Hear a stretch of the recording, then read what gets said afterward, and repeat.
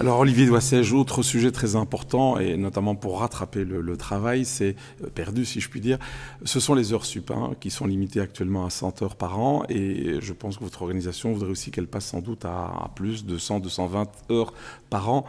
Qu'en est-il? Où en est-on dans ce dossier? On essaye, donc c'est aussi un débat extrêmement important. Je pense réellement qu'on a besoin de flexibilité dans le travail. Je pense que c'est évident dans toutes les petites entreprises où en général on sait que les collaborateurs vont facilement être beaucoup plus souples et flexibles, mais on constate aujourd'hui de fait une forte résistance des syndicats à ce niveau-là.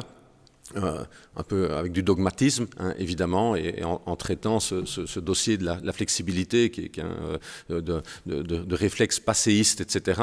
Nous ne sommes évidemment pas d'accord parce qu'on est dans des circonstances exceptionnelles, comme je l'ai dit dans une interview dans un quotidien avant-hier, quand la maison brûle, tout le monde se précipite pour éteindre l'incendie et on ne commence pas à discuter des horaires pour arroser.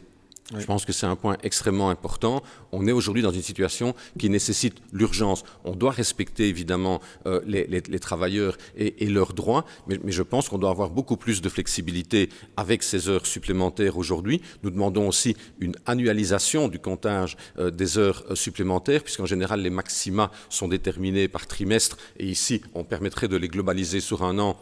Et ce serait donc beaucoup plus facile aussi pour en accumuler pendant une certaine période et puis un peu moins plus tard. De toute façon, même indépendamment d'une crise, c'est déjà une demande parce qu'on sait bien qu'il y a des métiers qui sont beaucoup plus saisonniers que d'autres et où on pourrait justement avoir cette flexibilité.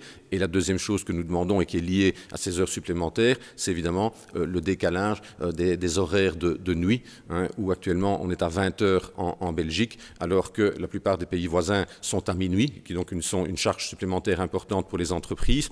C'est une demande qu'on avait déjà depuis très longtemps parce que ce n'est pas venu avec la crise, notamment dans tout le secteur des centres de distribution, des centres logistiques et notamment la logistique du commerce électronique, mais d'autres logistiques aussi, où on constate qu'une bonne partie des entrepôts, des magasins aujourd'hui se trouvent dans le sud de la Hollande ou dans le nord de la France, où la législation sur le travail de nuit est beaucoup plus souple.